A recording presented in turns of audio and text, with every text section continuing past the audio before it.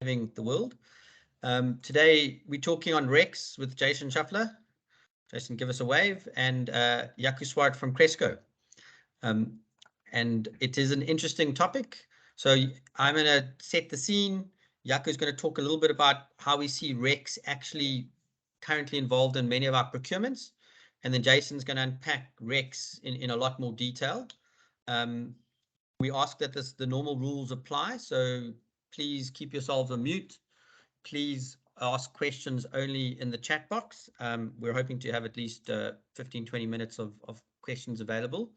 But I think we're only going to brush the surface of what RECs and related bits within RECs can achieve in this session. Jaco, can you please change the slide? So I think just in terms of linkaging with the energy strategy, so for most clients, we have both CO2 reduction and renewable penetration as one of the key areas. And increasingly, clients are asking us for following specific workstream engagement. So obviously, load shedding strategy. Unfortunately, in South Africa, mostly load shedding strategies here involve a number of additional diesel generators. And in many cases, using renewable has no real security of supply options. Diesel generation, unfortunately, creates much higher CO2, and that's why I guess where to a certain extent RECs can be used to offset, although using more efficient engines and energy efficiency is also part of the work we're doing. And for many clients, we're looking at on-site PV and potentially BESS solutions. There's the Eskom offsets, which obviously is the tons carbon, and then wheeled power offsetting that. So that's a lot of the RFP procurement. Scope 3 emissions, we're being asked to look at carbon offsets, regenerative agriculture, and I think we've had 2 or 3 webinars on that, and we are seeing more and more interest and engagement. ESG, or at least the softer stakeholder issues, is definitely playing more of a relevant part within energy strategy. We are looking at other energy products and how do you offset paraffin and that in the communities and that. So that's also becoming part of energy strategy, microgrids. And then obviously reporting, carbon tax offsets, carbon reductions and that. So RECs for us are a key component linking into the energy strategy, but they can't actually, in my view, be considered in isolation. So over to you, Jaco, if you could talk about how we're seeing RECs within some of our procurement. Thank you. Great. Good afternoon, everybody. So maybe just a quick one on REC 101. And I think there's a lot of perceptions in the market that RECs is similar to carbon offsets. And just to state up front that fundamentally these two are different. So offsets measure metric tons of CO2, whereas RECs is linked specific to megawatt hours. And essentially the source of the carbon credits is your offset projects versus a REC, which is renewable electricity generation facilities. So one's aim is to reduce CO2, but these are specifically linked to carbon offset projects around adaptation mitigation, where RECs is to support the reduction of CO2 emissions linked to your grid emissions factor and your purchases of electricity. So carbon offsets, they help essentially on your scope 1, 2, and 3 emissions, where RECs specifically is related to scope 2 emissions. Here's a nice little graphic that tries to bring the point across. So each organization's got scope 1, 2, and 3 emissions from doing business in their supply chain. And you are able to offset these through different approaches. One, linking it to carbon offsets, but specifically, and where Jason will take us into some of the details, is the clients require RECs in terms of their carbon reporting and their decarbonization strategies. So what we are seeing quite a lot of at the moment is the considerations of how to purchase renewable energy through a PPA, but then also including your REC attributes in such a PPA. So just on a broad level, things to consider would be different for sellers and buyers. So first of all, on an applicable program, the buyer would have to select the regime that they intend to follow. So just noting that there are many different regimes out there, in excess of 20. So selecting the right kind of regime and then making sure that the seller can familiarize themselves with it, as well as accessing that program in order to then become accredited. So sellers responsible for registering their device or their generation plant, and then obviously maintaining the records for monitoring. Buyers need to open a trade account, and then essentially the RECs, as the scope 2 emissions is linked to your renewable energy generated, gets issued on an annual basis. And then the buyer is able to redeem those through a user claim in a specific period and report thereon. And there's also cost implications with regards to registering a facility and the issues of RECs, which is normally borne by the seller. And the buyer then, when ready, either redeems the RECs or sells these on, depending on their purpose for the generation of RECs. And then slight nuances on reporting in terms of the registry cancelling these RECs and the buyer being able to track these attributes.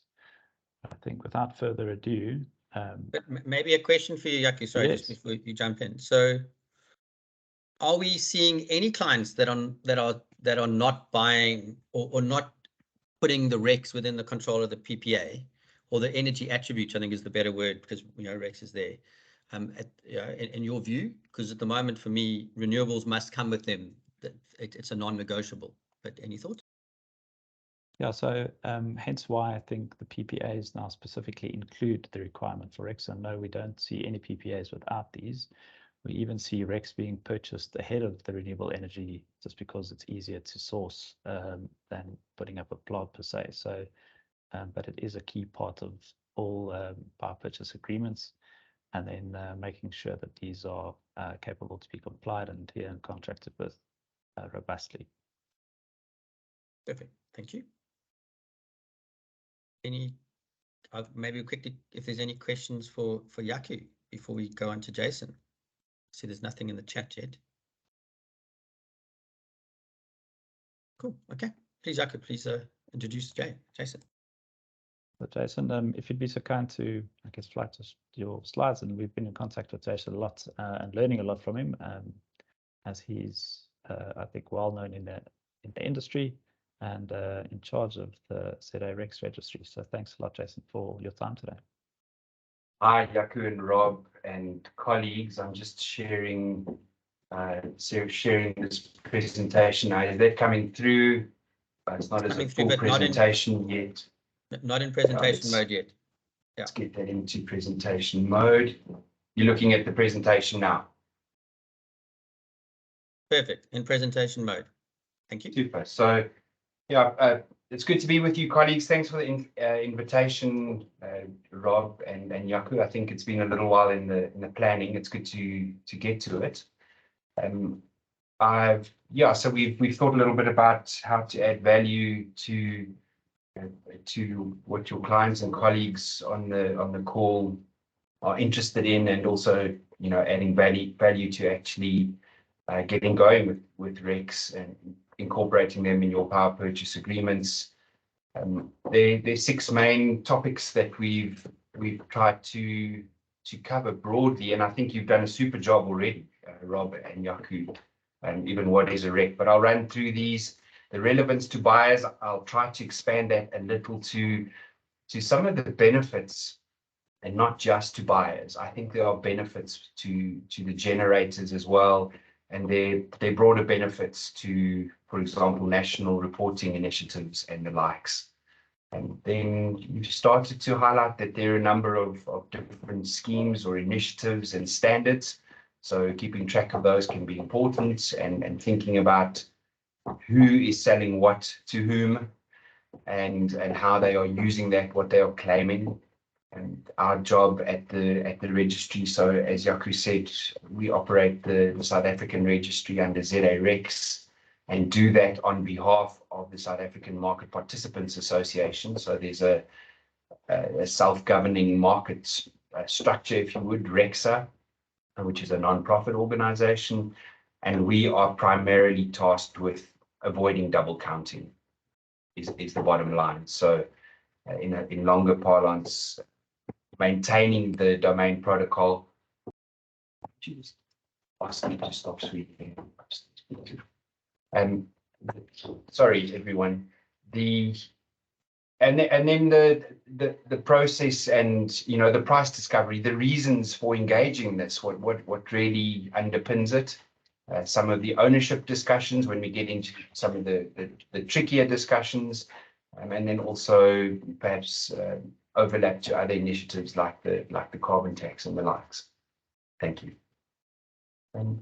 So just back to basics, some of the interesting, Rob, I saw you picked up on one of my slides that the source was from 2015. We'll get to it just now, but actually this final statement on this document, European Commission 2000 is the reference.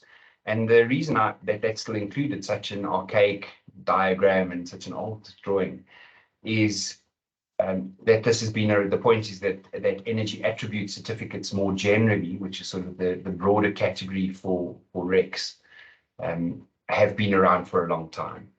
And European utilities started to get into the creation of RECs markets under the Association of Issuing Bodies, and I'll mention them, and the European Energy Certification System, which is what we use again to do precisely that, to do price and volume discovery. So if you know renewables are on the horizon, there's the future of electricity generation, and we all know that we need to transition one way or another as efficiently as possible.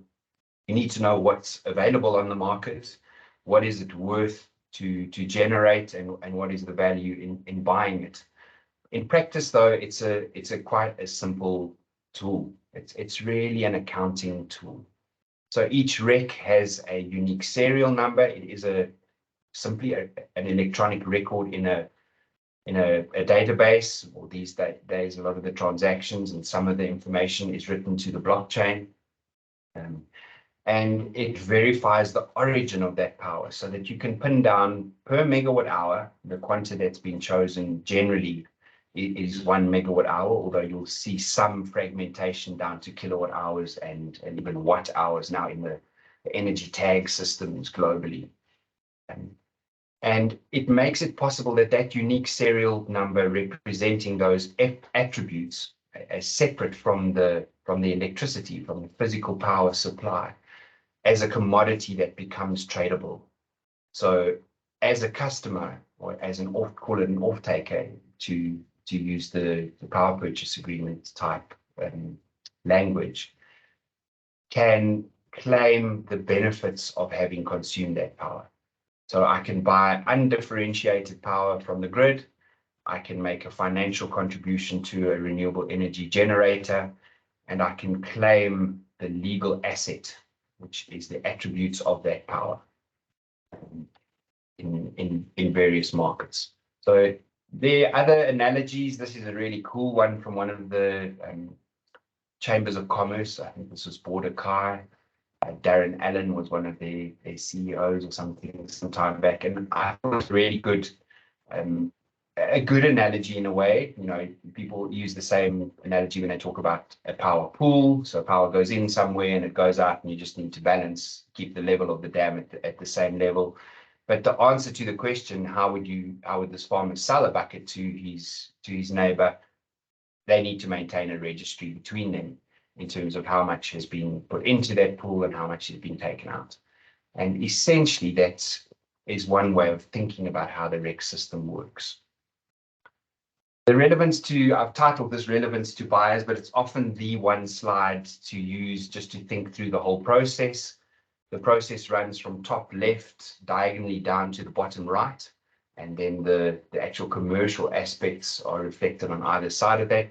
But in the top left-hand corner, you've got a registered facility. So you've got a generator of sorts generating renewable electricity from a variety of fuel and technology codes, and those are specified in the standards. They are very numerous. And in fact, you can actually tag any kind of power. The point is that primarily the demand is for renewables or low carbon power. So for example, we've had crazy requests in the registry to ask whether, for example, we would tag power coming out of Coburg, which is more a question about Eskom and them wanting to accede to the system rather than whether renewables nuclear can or not be tagged.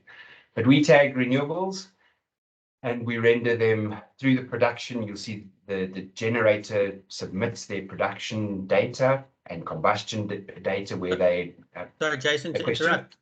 Yeah, sure. Are you scrolling still? Because yeah, there we go. Sorry, we were still on the thing. Thank you. What happened? Did I move on or?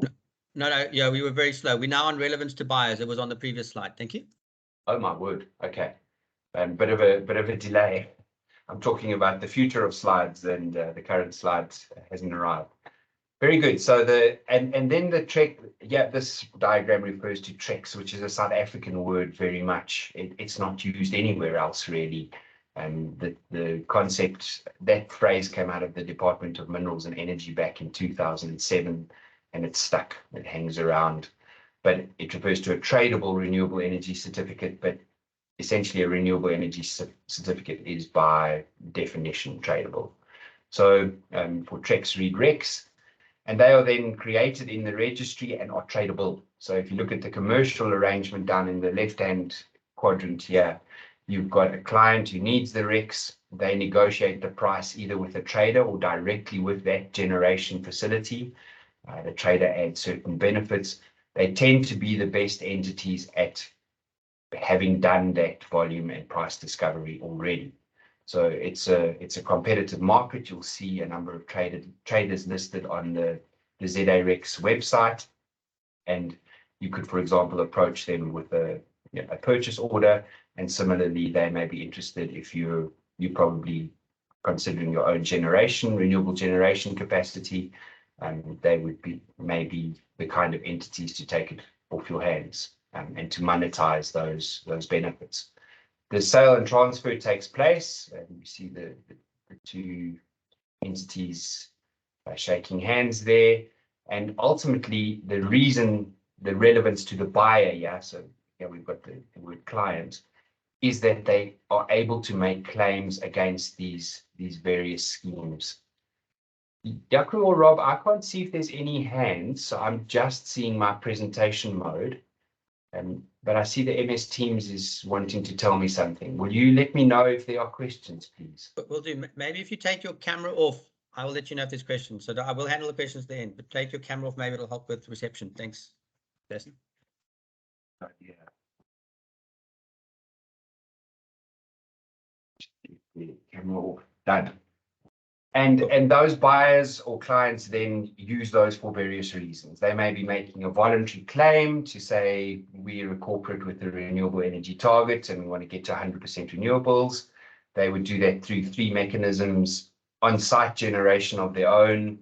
They would enter into a power purchase agreement and ensure that that has the attributes associated with it, or they would buy the attributes on their own in the open market. And claim the benefit of that purchase. This is an example of the end of trail. So if you think of the RECs process as this accounting system, this tracking system, the final document essentially in a transaction, which starts with a generator sending their data through, initiating the order for issuance, the issuance actually happening, the transfer to the relevant entity, and then ultimately the redemption takes place. And this is when you make your claim. So this becomes your source document when you submit something to the RE100, to the Carbon Disclosure Project, and it contains all the salient details of that purchase. So yeah, you'll see SANEDI, which is a government agency actually. So not to say that this is only a private sector initiative, and there are state entities that have participated in various ways. And what they wanted to do here was to essentially offset, they say, offsetting the greenhouse gas emissions related to a project that they've done on sustainable agriculture. And they've done some kind of calculation to say, well, that 14-month project or whatever it was consumed maybe 70 megawatt hours of power. It's probably pretty liberal as an estimate, but it may include various things. And they may even have included non-scope 2 emissions as well. So a little bit of leeway there. But it includes the entity that's the issuing body, essentially, the registry from which they were redeemed, which in this case is RECSA, and when it was redeemed, and then in the bottom table, you have the actual production information. So I think that device registration code is one of the RCL Foods sugar mills. In fact, I think it's the Komati mill. Biomass agricultural co-product is the energy source. And you have the unique serial numbers of the coupons that have been issued, the certificate IDs, and how many of them are issued, and the production period along with the issuance date. So that becomes your, and then along with this, you've got production data, you've got all the registration information, verifying that generator and so forth. How the market's developed over time, because we've been at this since, well, 2002, 20 years ago, and I was the first RECs activity. Personally, I've been involved since around 2005. But it started off with small volumes, 10 or 20, or you saw 70 megawatt hours for an event or a project, or your consulting office or the likes, growing to today when the traders talk about 20, they're usually talking about 20K, they're talking about 20,000 megawatt hours. So the market has matured significantly. These initiatives, like I mentioned, RE100 or the science-based target initiatives, and various either carbon neutral or net zero type targets are driving the demand. You'll see in 2021, we've got up to close to 500 gigawatt hours, and that represents in the South African electricity industry maybe 0.2%. Doesn't sound like a lot of the total electricity industry, but bearing in mind that the whole electricity supply sector is maybe 7% renewable, it's quite significant. And the other important number is that in 2019 or 2021, the number was about half that. So there was a 90% growth.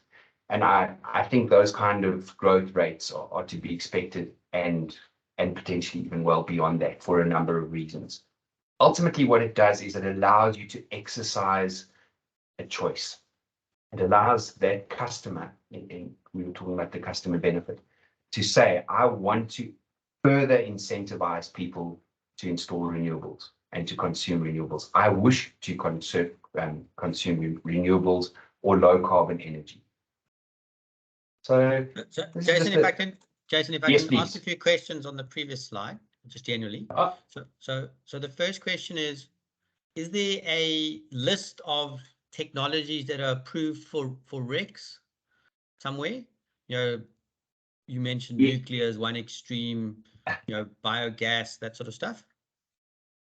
No, so absolutely, there is a very exhaustive list. We use as I said, the EECE fact sheet 5. I think it sits under the rules for the European system, and it lists everything, both renewables and non-renewables. So my nuclear comment was just an absurdity, really. I know you use that example, but is that on the ZRX website? Or yeah, actually, we just refer to the AIB website, and I can send you that link, but it's a very standard list. There are both fuel and technology codes. So it drills down to, there's a lot of detail in there. For PV, it goes down to the kind of panels that you're using. Are you using monocrystalline or thin film panels, for example? All of that is captured. And it does include, the European system already includes gases and liquid fuels. So in South Africa, we still pretty much stuck on electricity, but it's the market is starting to move. There are developers and project owners looking at how to, for example, produce, renewable natural gas or biomethane. And when you start to, the analogy is at the moment, we're thinking about a differentiated electricity product, but shortly we will start thinking about a differentiated gas product as well to be injected into the national pipeline. And that may be used directly for industrial processes or conversion to transport fuels or even production of hydrogen. So to answer your short question, yes, they are, and that's readily available. Okay, cool. Next question, if I can, is the issuance. You talked about 2021 issuance of 482 gigawatt hours. So two questions here. One is just rough percentages. What was sort of the source of generation, if you just give a feel? And then secondly, how does it work in terms of offsets? So the way we've taken a view is the renewable energy REC is produced in June of 2022. your client has a December year end, and therefore he can offset those RECs in June in that calendar year or in a 12-month basis. So I don't know if you can split out those two questions linked to the 482 gigawatt-hours. Thank you. Good question. So the technology spread, the numbers that come to mind first and foremost is we had our quarterly reporting yesterday. In fact, it's been a rough week, but there was quite a balanced spread between wind, hydro, and biomass at the moment. So, roughly 30% each, and PV is starting to come through. So we're actually managing slowly but surely with more sophisticated platforms, harnessing to the registry to start to, and this is a function of transaction costs and actual verification costs. Traditionally, it's been very difficult to do small projects, but we're starting to be able to register smaller projects and also manage smaller offtake amounts. So rooftop solar PV, for example, is growing at a phenomenal rate. It's probably only 10% of what transpired in the last quarter, but it's growing significantly. So initially, it's been very biomass heavy. So the pulp and paper and the sugar industry, sort of the co-fired, what the Brits would call spill power, has been the kind of what the market has basically grown up on. We bootstrapped the market using that activity. And then your second question, Yaku, was about, or Rob, was about? Yeah, it was around when do you offset it? So the timing, the 12-month matching rolling, the consumption period. Yeah, because I mean, for wheeling, it needs to be in the hour, on the hour, but for RECs, it's slightly different. So it depends. The flexibility that the RECs actually give you is because you've separated from the physical power market. You can actually say, look, we produced this power in June 2021, and we're redeeming it for the period of the calendar year 2021 for the customer to match their total consumption. But you can do a lot more than that. So you can actually match consumption profile to production profile. So you can, for example, the new 24/7 carbon-free electricity initiative by the United Nations Sustainable Energy for All program is precisely a drive to do that. And what it does is you actually have the customer, you're bringing them back together again, really. You're trying to incentivize, you're trying to answer the question, but what if the sun doesn't shine? How can I use power at night when I'm only buying solar power and I'm using, I've got some kind of flat base load consumption profile. And by saying that you match it directly, you actually start to incentivize the right kind of activity at the right time. And there's two aspects to that: temporal, like you're mentioning now, so load and consumption matching, and geographical matching. So also the initiatives are starting to try to crowd in, if we needed RECs in Kenya and the Kenyan market sort of wasn't ready to issue RECs and track them, that we would deliver them from Uganda.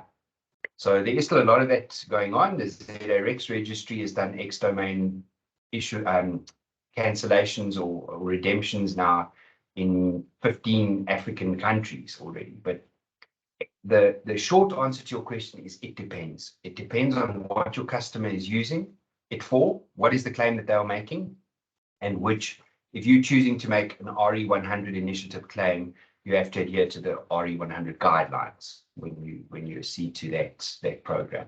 And similarly for the others, for SBTI or whatever the case may be.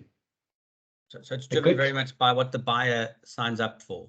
It is, and also what the rules will allow. So beyond just the overarching market rules in South Africa that's governed by the domain protocol and a set of subsidiary documents per technology, it depends on what those initiatives and standards. And we're not even thinking about mandatory markets, but you may be in a market where you actually, for example, all suppliers of electricity are obligated to supply a certain percentage of renewables. And then you have buyout prices that are set by regulation or by policy. So you may actually be doing your redemption against those, and that sets your price. So it very much depends on your market context and your customer, what the customers really need and to achieve. And then, I don't know how we're going for time. Are we? No, I think we've got 10 more minutes of that. But so there is one question that will be asked of you, but I'd hopefully save it for the end, because it could be a 20-minute debate, which is around what's happened to the RECs for REAP. So if we do have time, if you can answer that, but let's not go there now. Yeah, we'll do you see Peter, you got your hand up. Is it something specific, or can we? You still seeing the wrong slide? I just want to understand. I hear what RECs can do, but it's also what would be acceptable, and acceptable in terms of the way science-based targets are moving.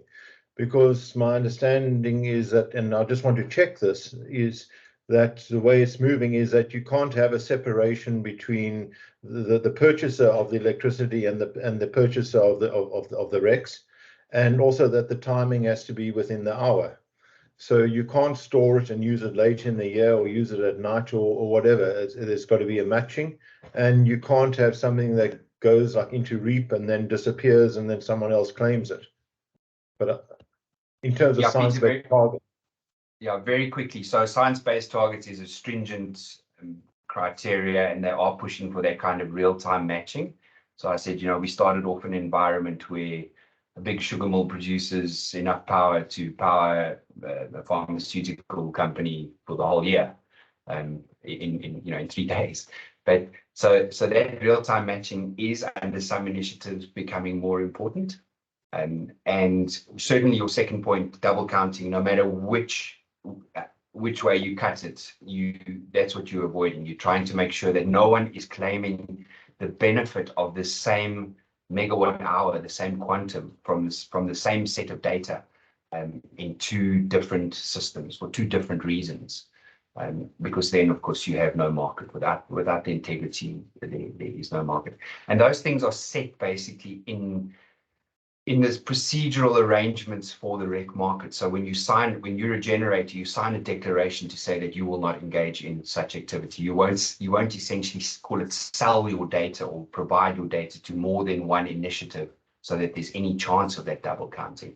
And similarly, most power purchase agreements, even the standard terms and conditions for the use of the South African system and the domain protocol all have that language in them, so that the market participants agree to abide by those rules. And then you join an initiative. You say, okay, we're going to use SPTI, and these are the criteria we're going to match in real time, and so forth. We'll get to our friends REAP in let's talk about REAP much later. Yeah, this is a very quick. This is just people sometimes say, well, what are these attributes that they're the reason that we want to promote renewables, right? It's things like diversity, the distributed nature of the more flexible, more robust systems than reliant on a few 100 very big generators, and we have sort of a low redundancy and a high probability of failure. But it also gets quite sophisticated. So, for example, the discussions going on under the Paris Agreement now, article they actually called Article 6.4 emissions reductions, you can get quite fancy with what you're claiming. So, non-greenhouse gas in ITMO is an internationally transferable mitigation outcome. So that's at the high level where countries are trading their commitments between one another. And those may be things that are not measured in tons of CO2 equivalent, but they're measured in other metrics, like for RECs as a megawatt hour, but it might be for afforestation, hectares of newly forested land, or avoided degradation of a hectare of land, those kind of things. And potentially even, there's words like job creation up there, and economic stability, public good. The first way of trying to get a feeling for this price was looking at environmental externalities. And there's still some of that around in the price indicators.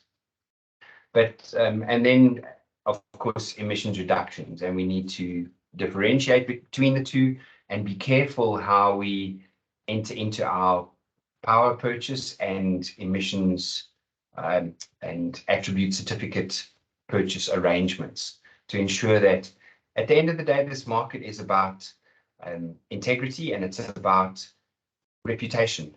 So you don't want to sell your customer a dud either, and damage their reputation and they're accused of greenwashing.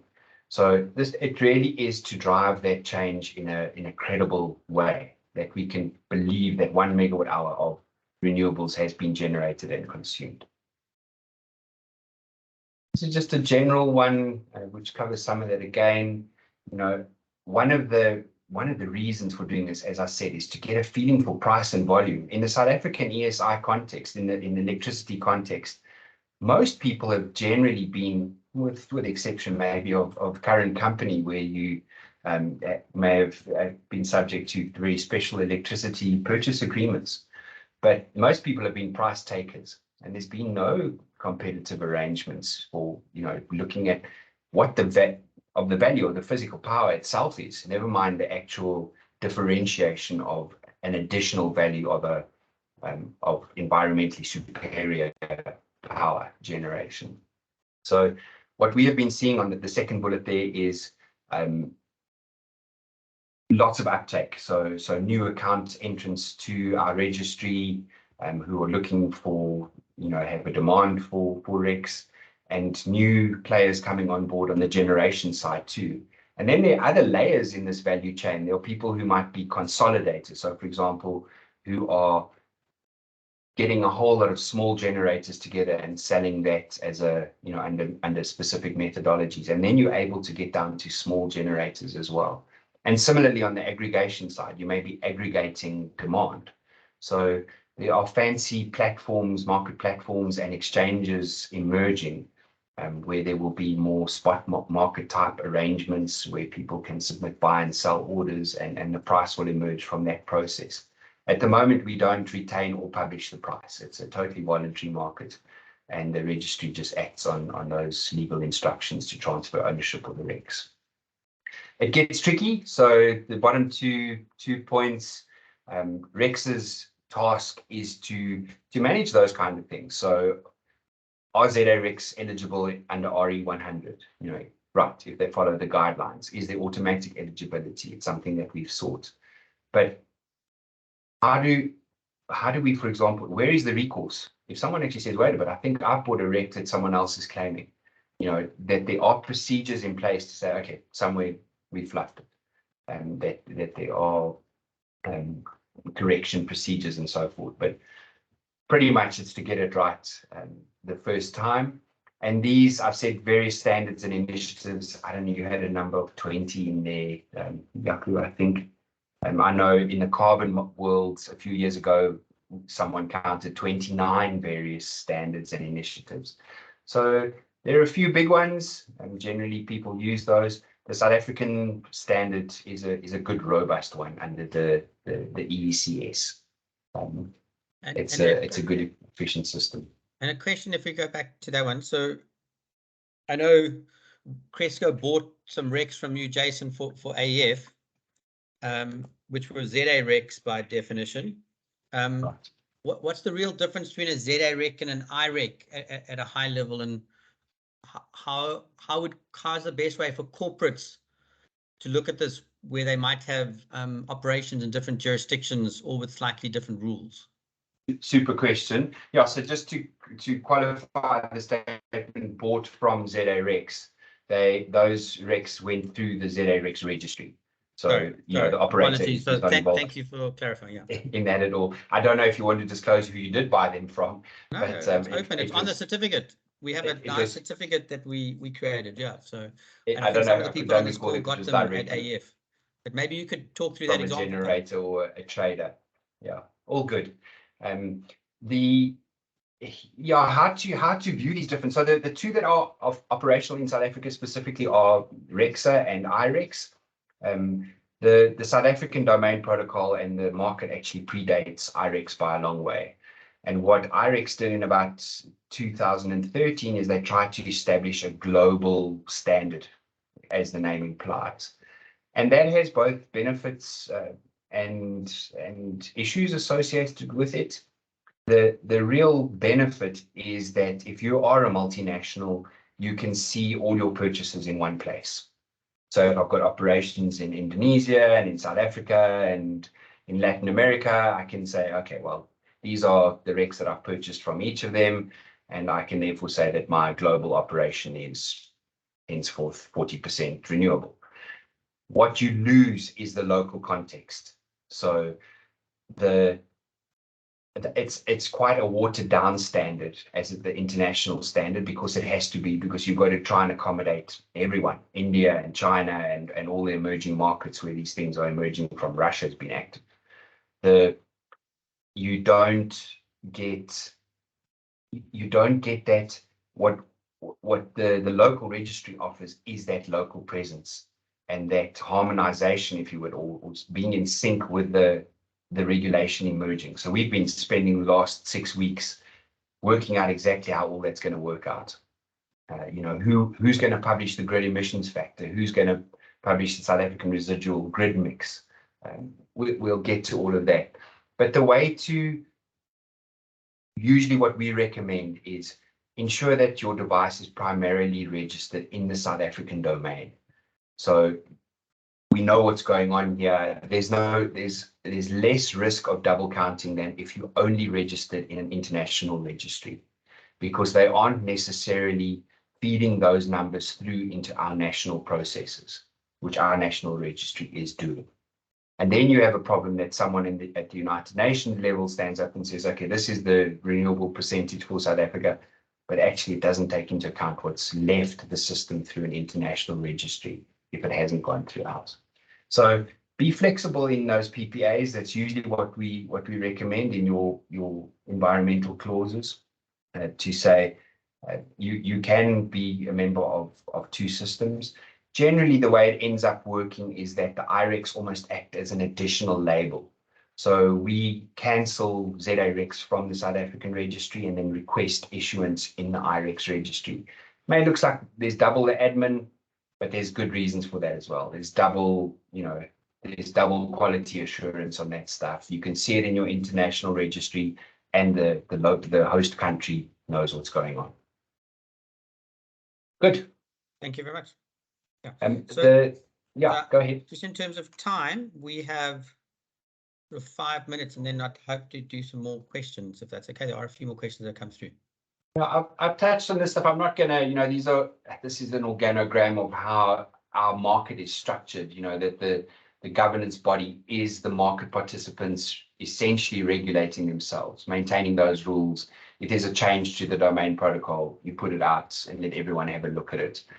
Everyone's scrutinizing the transactions to make sure that it's legitimate, it can be audited. And these are the 3 main functions: registering the devices, the production registrars, auditing the ongoing adherence to those rules. And then what ZAREX does is actually operate the registry, the CRD. I'm not going to go into this. This is sort of a fun one. We could probably spend 2 hours on this alone. But it goes to, I mentioned, reporting systems. If you look at some of the national numbers, and many in this group, I think, will be aware of the ongoing work around the grid emissions factor. How is that calculated? Just broadly as a premise, that 2.2% that has now been allocated to specific customers, it means that if the grid was 7%, after that 2% has been allocated, the grid mix has now become 6.8%. It's become more fossil intensive. So and the similar applies with the grid emissions factor. And it turns out it's the key to your question about who owns the attributes from the REIPP project. If National Treasury or Eskom wants to claim that, what will happen? The grid emissions factor will have to change, and those will no longer be available for trade. So we'll come back there in a bit. The renewable input to renewable systems, often people say, look, renewables is a fairy tale. We're never going to run everything on 100% renewable. And they're saying, because when you make the steel for the wind turbine towers, you've got to use fossils. Well, simply not true. With a REC system or with green PPAs, you can make sure that the inputs to the renewable systems that you're building are in turn renewables. And so that argument is defunct. This paper, Debt Spirals and Double Whammies, is an interesting one. It just talks about if you've got the means for your own generation capacity, it sort of undermines the centralized system. So there's fewer people consuming, they're making their own plans, and how do we transition without undermining the existing system? The post-parity idea, it turns out the renewables are now cheaper than what's on the grid. So not only is what you can get from the incumbent suppliers, from the monopoly, not only is it more expensive, but it's also dirty. So you've got this reinforcing loop in it. So even Eskom, it makes the transition for the national utility and the likes of Sasol even quite tricky. This is that idea of just how the point of this picture, Rob, was, you said, is this still applicable if this is such old data?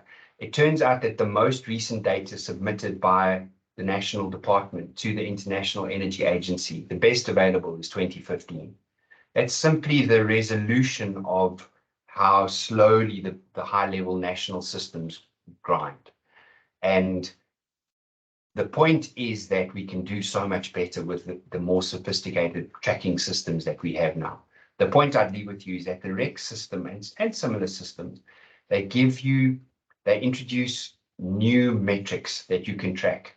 Whether you're a generator, you're a production facility, or you're an off-taker. Suddenly we've got in our KPIs, we've got a new indicator around renewables, and we put the associated systems in place to manage those.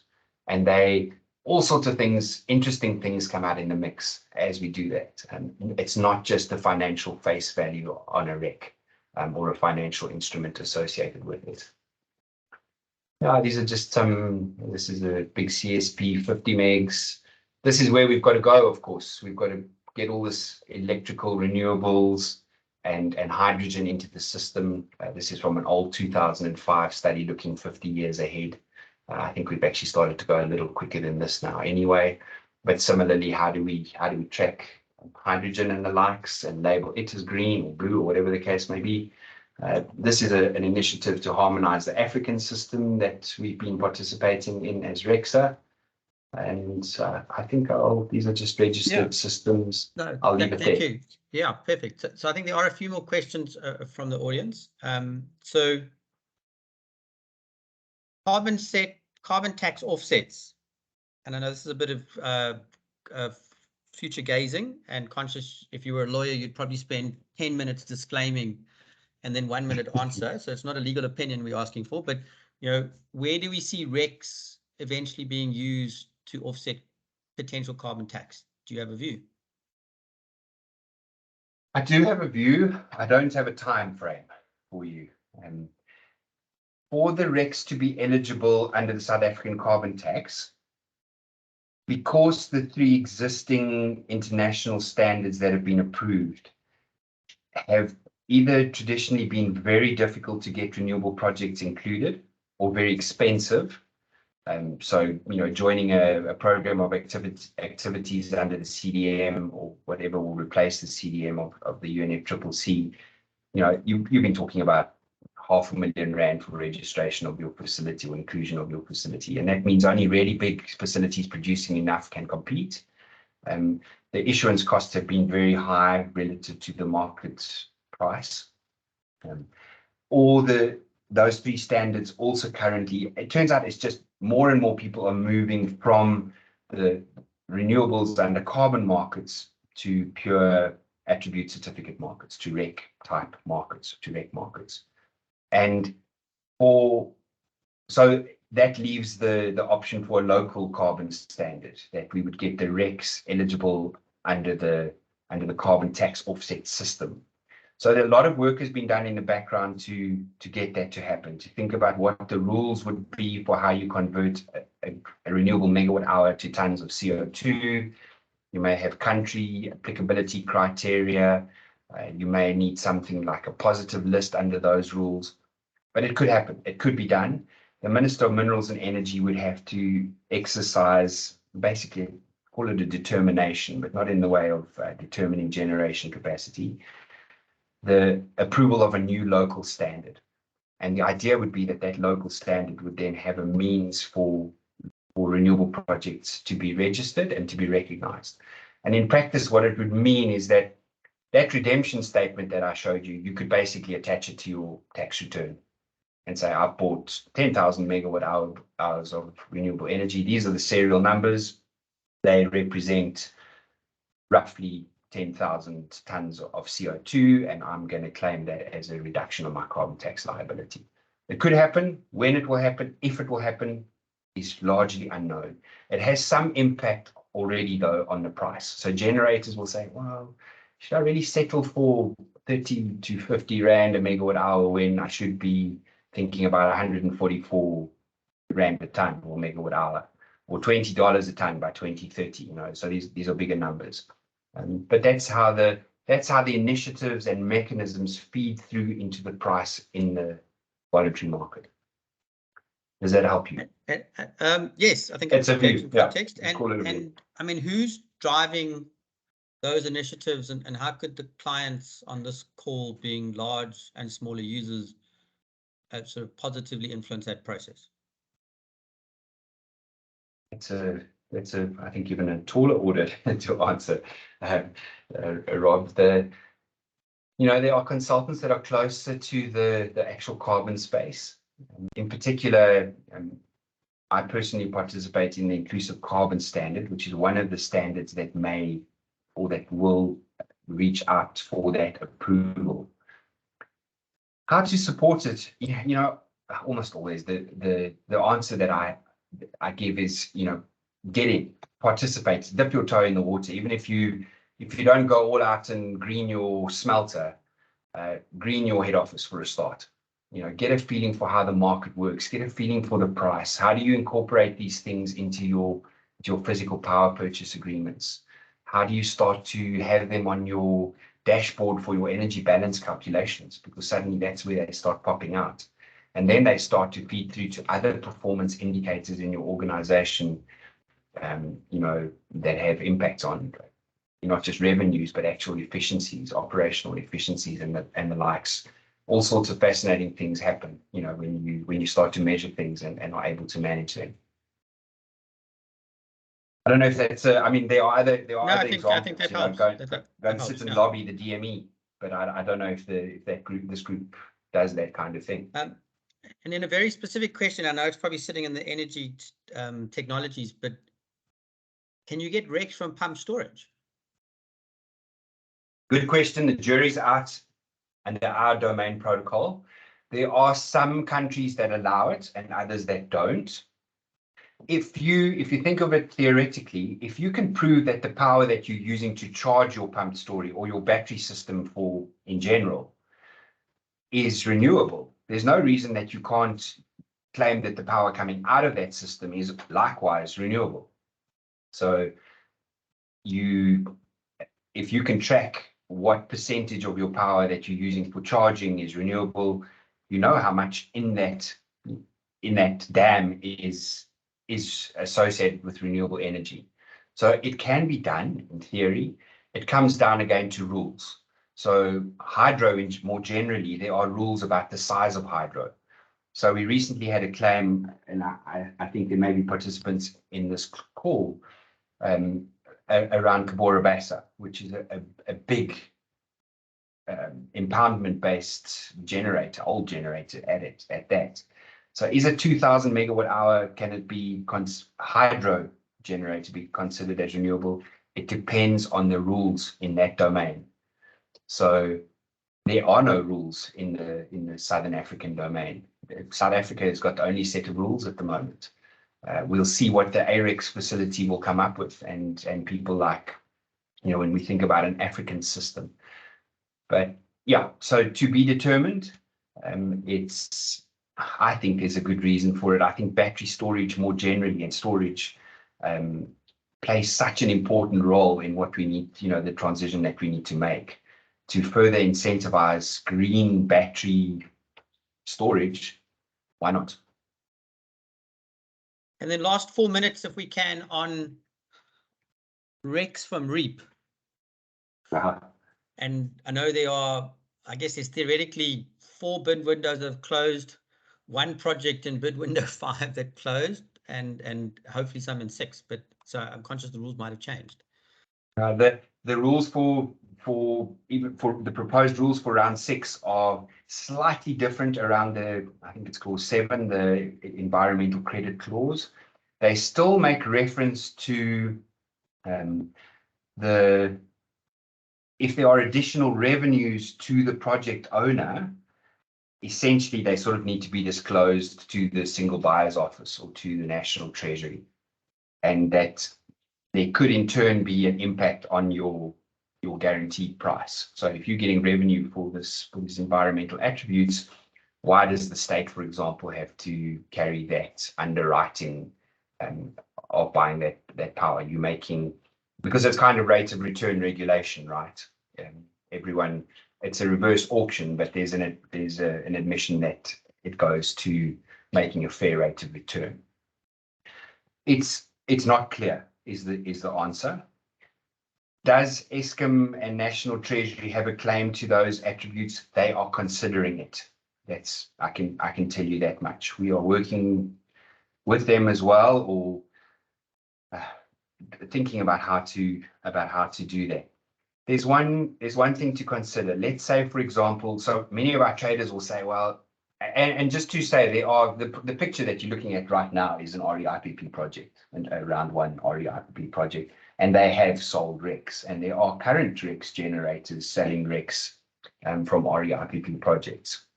So the registry is sort of stays mum on that. You know, if someone says, look, our lawyers believe that we own these attribute certificates, we're going to trade them on the open market, and if the customers, full disclosure, are happy with them, we're going to sell them. Whether National Treasury eventually says, wait a bit, we're going to claim these. For example, thinking about the renewable energy premium, if members or clients colleagues on the call are familiar with what was gazetted, I think in like 2 days before Christmas last year, that there could be a carbon tax liability offset of up to the full levelized cost of energy from REIPP purchases for a portion of Eskom's allocation. That means that the price for a REC goes to 2,000 Rand a megawatt hour for a project like this. So it's not clear, and we're not sure how it's going to go. Most of the legal experts that have been consulted on this have said, you know, if you put it to them, if this ended in a court of law and someone said, listen, I own this facility, I'm claiming that the rights to the attributes, and National Treasury stood up and said, well, we think they're ours and we're going to count them in the fiscus, and we're going to adjust the grid emissions factor, and we're going to adjust the rate at which you pay carbon tax. It's not clear. The current clauses are actually, the legal clauses are actually just not good enough. They're not clear enough, and they're not improving rapidly either. So yeah, keep your wits about you when you sign those things, but it's a liquid market, and these things trade and the market clears. So okay. I'll leave it with you there. It depends who's got the best lawyers. Yeah, no, thank you very much, Jason. I think we've covered a lot of topics in a short period of time. Conscious we could probably unpack this in a bit more detail. I see some of the people are now leaving for the next day of Death by Teams, but from Cresco's point of view, we appreciate it. There will be a link available. I assume you're willing to share the slides. We'll send them out to those people on the call. But as mentioned earlier, this is sort of linked into bigger energy strategy work that Cresco is doing for a number of clients. So thank you very much for everyone to joining us today. And for those of you who haven't received an invitation, I'm sure you would have.